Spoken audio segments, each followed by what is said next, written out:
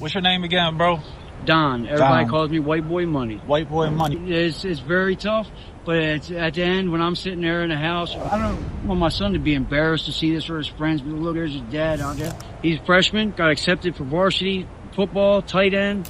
I said, as scary as it is for me to get on this camera and do it, it won't get out if I don't. They said I survived things for a reason. Maybe this is the reason. I won't know if I don't do it.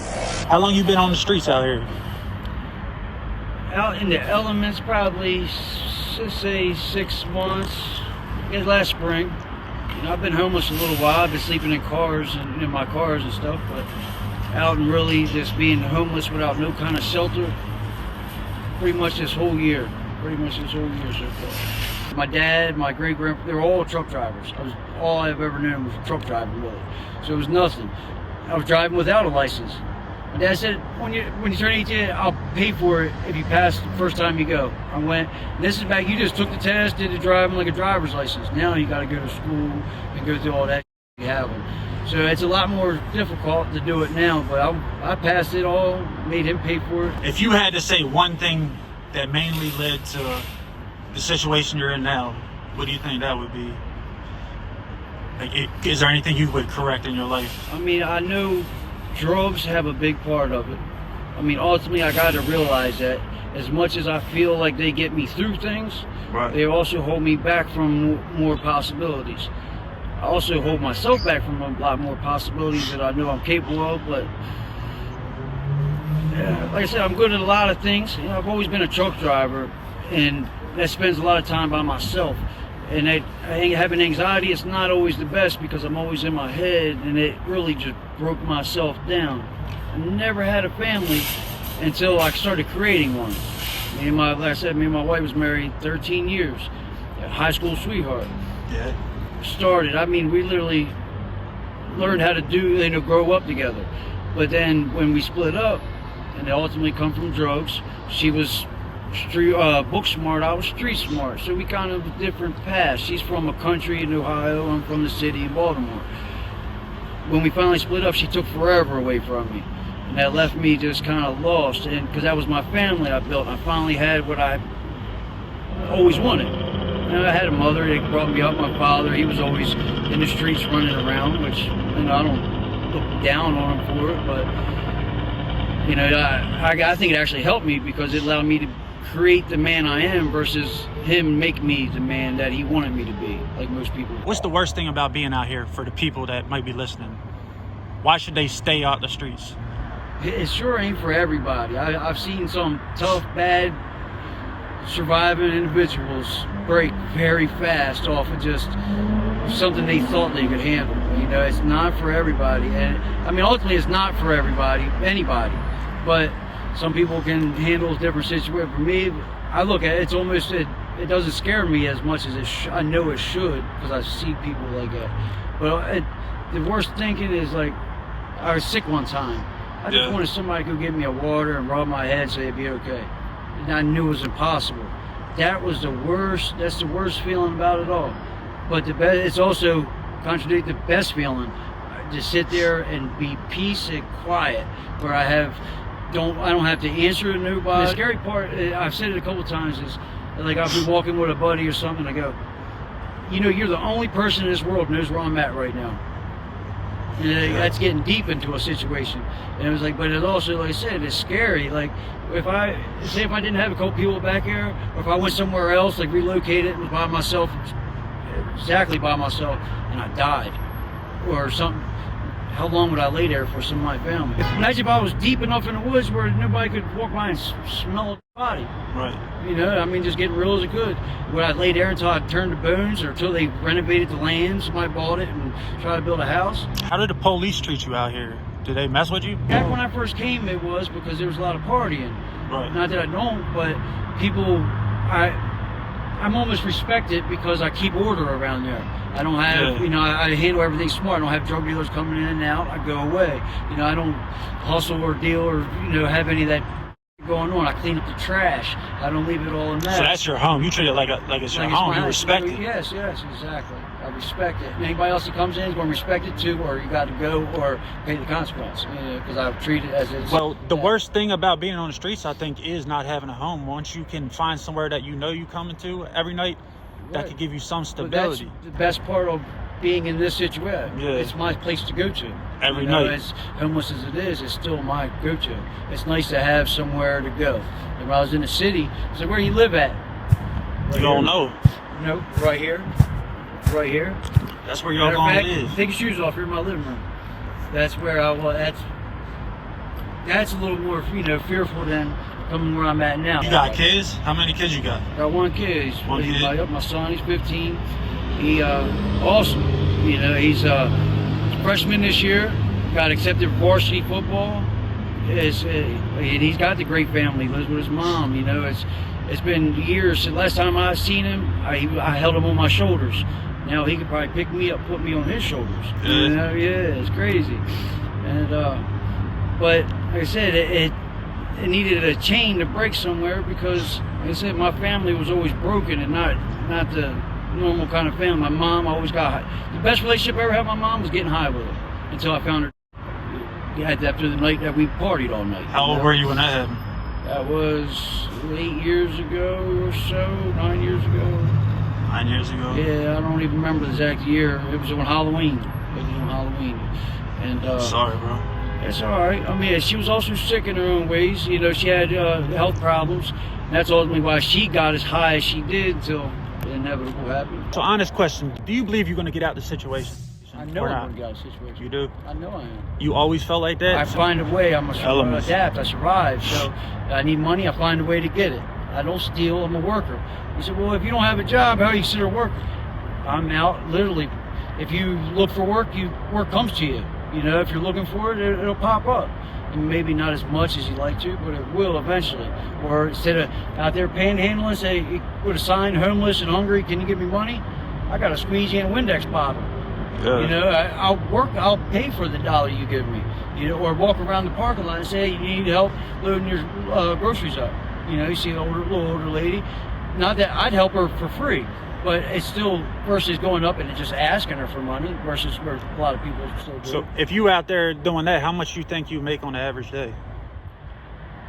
I mean, it varies. I've made $100 a day. I've heard people making $300 a day. I made $3 a day. Yeah. If I don't get up and do it, you don't make nothing a day. So if you don't work, you don't eat. That's fact. That's it. You don't work, you don't eat. The early bird gets the worms, true. The earlier you get out there, the better chance you have of getting it. And you got to hold your head up and push. You can't expect or be mad at somebody not doing something for you if you're not going to do it for yourself. How old were you when you first used any type of street drug? 11 years old, and I smoked weed for the first time. A buddy of mine gave me a joint, and then by the time I was 12, my eyes are a dead giveaway. They always turn red. And the story of I was swimming and the chlorine got my eyes red. My mom always smoked weed, so it was always, she called me out. So I was 12 years old on 420, and I rolled up a joint, and I said, this is the day I'm going to tell Mom, just come clean. Walked out, said, here, Mom, gave her a joint, some good weed, and smoked with her ever since. Then, I was always, third grade, they gave me Ritalin. Fifth, sixth grade, they gave me Adderall, until they got me on Xanaxes when I was about 12 because of my anxiety problems. I had a real bad tooth infection, and it was so much agonizing pain, I would have paid anybody just to take me out of that pain. And I actually went to my own father and took everything out of the bank. I had like $4,000 or $5,000. I said, Dad, take this. And he had a drug problem, so I thought for sure I could fish him in. I said, Dad, please, here's all this money. And knowing he didn't have $1, I tried to flip it on my own dad. And he was like, nah, why don't you just take a hit of this? I was like, it make you feel better? He said, instantly. If you say so, I was at the mood to die, so I was at the mood to get high. It didn't matter. The devil kind of gave you what you asked for. Agonizing pain that I would do anything to die for was gone before the smoke left my mouth. And I said, well, give me 2 more of them. And then every time I got a toothache, it was on. And then in the mix of that, I had the Percocets from going to the doctors and for the tooth infections. And then they busted the doctors up. It used to be real easy to get them. Then they started busting doctors out and, made them harder to get. And I couldn't get none for like a week. And the first time I ever had a withdrawal, it was the worst thing I ever been through. I used to call people pussies and tough it up, get over it. I'm sorry for ever saying that. And my own mom seen it. She comes and she goes, well, the dope man right around the corner, $10 to get you a pill. Again, I would have never did that my whole life until I was at a point of I would do anything to get out of that situation. You're too young to know, man. I was too young to know. I didn't have the right direction. Nobody took me in the right direction. Versus let's go to the dentist and get it figured out. It was here. Let's give you a different drug. What made you want to take this interview? Is it something you wanted to do, or is it something that was like you take opportunity when they come to you? That's it. I'm not scared to take a step. I could have everybody look at me, say, you're full, you're dumb, or I don't mind that. Or I could have that one person say, oh my gosh, I know exactly what he's saying, I feel it, but didn't understand it that way. Or just one way I said something, understand it all. And that makes this all worth it, to me. And why not? It's a why not kind of situation. It's not making or breaking me. Right. Well, I'm not doing nothing at the moment. I got to meet you, good enough for me. That's ultimate faith. That's what I think the world's about. It's about people, man. That's all we have. People. If we work together, we'd be a lot further. Where people want to start trying to get greedy and work against somebody, and that just up, man. You go out and help somebody, it's going to go 10 times further than you'll ever see. You get greedy and want $10 extra, and you up thousands. It don't make no sense to me in that state. I'd rather hold off on that 10 to get the thousands in a matter of time. Where some people look at that 10, they want it right then, and that's over. Let's say somebody's watching this and they were wondering, like, how could I help this guy? What's something that you need? Like, not just money. Of course, we all need money, but what's something? Maybe blankets, food. What's something that you feel like your community could use? Your blankets are always good. Your warmer clothes are always good. Food's always good. Mr. Buddy heaters. Mr. Buddy. Them up, Mr. Buddy heaters. How much they cost? So you're 20, 25, 30 bucks. Yeah. How do you get water? What are you guys doing for water?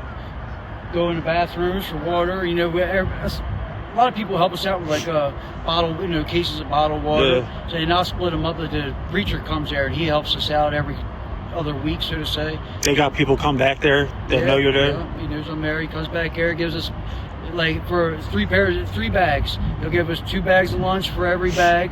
There's 3 of us, and then he'll give everybody a pair of socks, like 6 bottles of water apiece, and hygiene kit and whatnot. But hygiene kits, that's kind of like it played out. It's appreciated, but it's all like cheap stuff. And like I said, at the end of the day, I make sure I have my own deodorant, my own toothpaste, whatnot.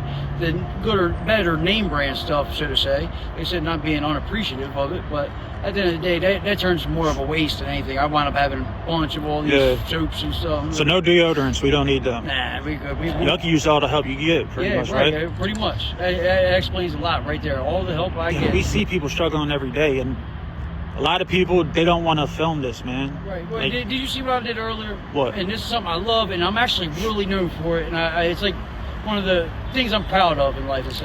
I walk down the street, I see somebody, it don't even matter. I don't care if you're ugly as the bottom of a pile of dog. You say, I what's love up? you and you're beautiful. Yeah. If nobody told you today, I love you and you're beautiful. Man, woman, don't matter. I try and go right at the women. I don't want to feel all comfortable. That should make the day, man. I said, and I watched them light up like they really needed to hear it. So how long were you out in the streets? I say probably for the past 4 years, I've been, from the cars and then staying in a hotel. I've stayed in a hotel for a year. I stayed in the car for a year. And then this year I'm in a tent. So this is the first year, like I said, that I'm homeless, like without shelter. Like I said, I've always made good money. And I need money. I've always been on a mission of making money. That's an addiction alone of myself, is making money. Until I blocked it where I can blow money and go make it just as fast. What made you actually go get a tent and want to have a community? Because you got a community where you're staying at. Yeah, and it really, I got a tent. It was given to me because it was raining one night.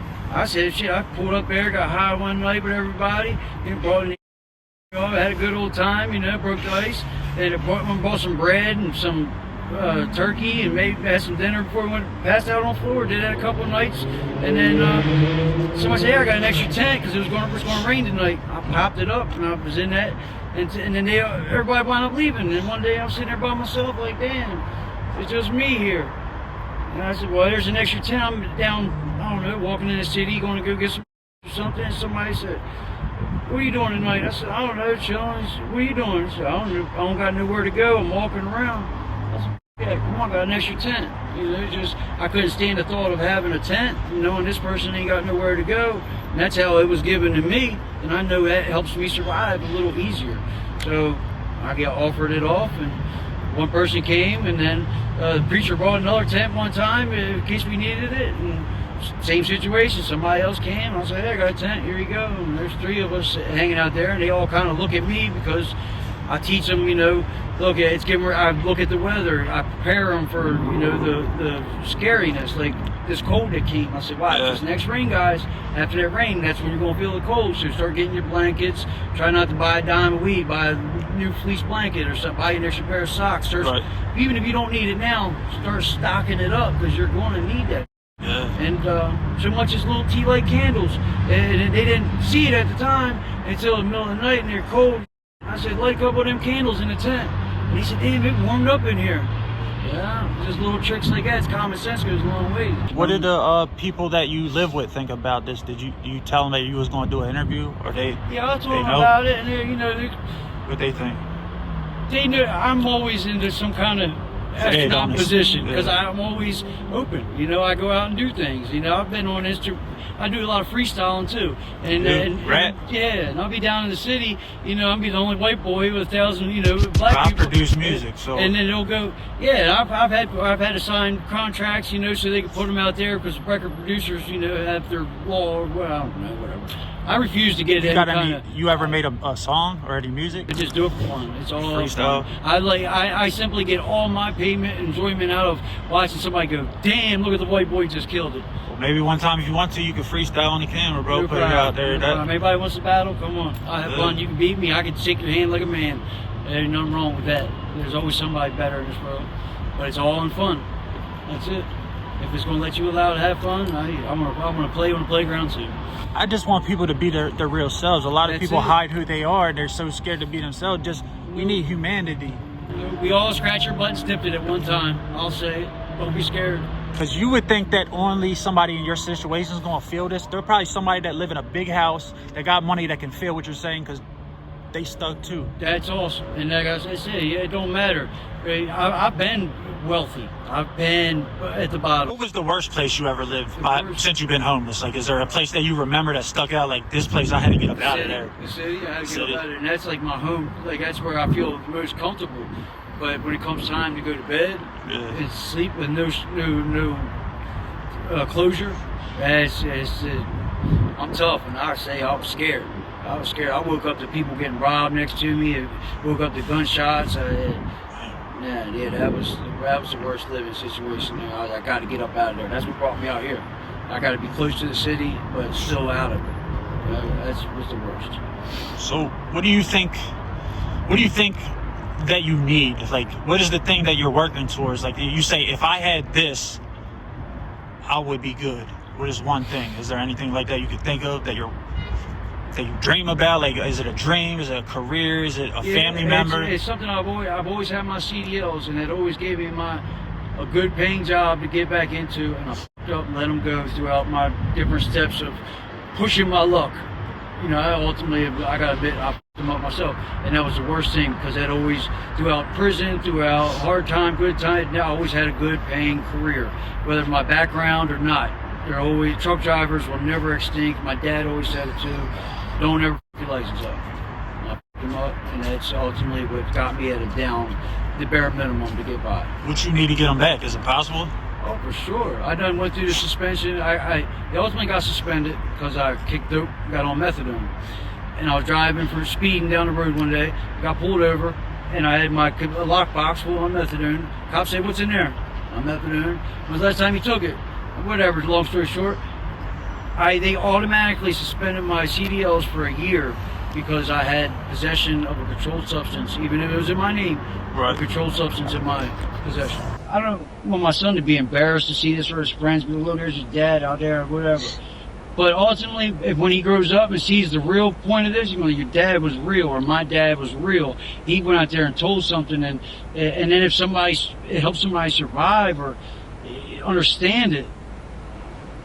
And they ought to be proud, because I would be if it was my dad. He's a freshman, got accepted for varsity football, tight end. That's amazing. I mean, it's awesome. He lives for it. He had straight A's his whole life, and he's done better than I ever have. And I'm, more than double his age. And I feel like That's the blessing, though. That's the blessing. That's ultimately the parenting. The part of being a parent is for your child to be better than what you had, or do better than what you've done. I'll fight the fight, but I'm got to talk. Somebody's got to talk about it somewhere along the line. Like I said, as scary as it is for me to get on this camera and do it, and awkward or whatever the situation, the feeling is, it's not. It won't get out if I don't. I mean, not to say somebody else won't, but what if they don't? I would have been. They said I survived things for a reason. Maybe this is the reason. I won't know if I don't do it. I think everybody got some type of story they want people to hear, though. It's natural. Like how I came to this environment, in my situation, it allowed me to come to you while you came in here. If I would never came to this environment, I would never met you, maybe. Might have met somewhere else, but ultimately I got to look at it like that, because that's how we met. Where was you staying before here? Down in the city. Down in the city? You were down there the whole time? Pretty much you've been on the streets?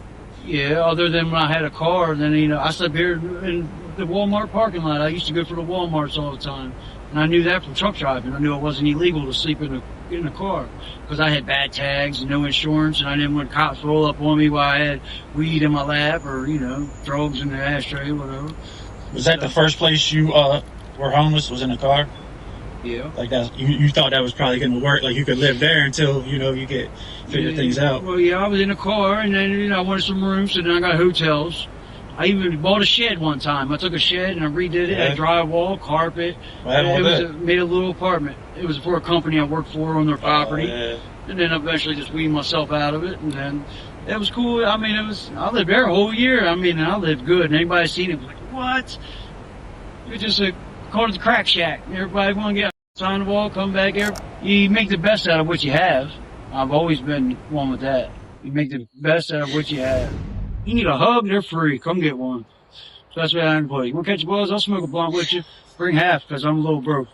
Bro, if I had a lung, I'd smoke with you. Yeah, there we go, my man. I woke up one day and my lung fell out of my body, and And this guy's soldier. Put your Cash App out there, bro. What is it? Don Rudisil Jr. Spell it.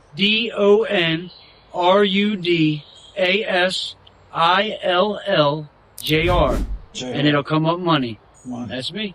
Bet.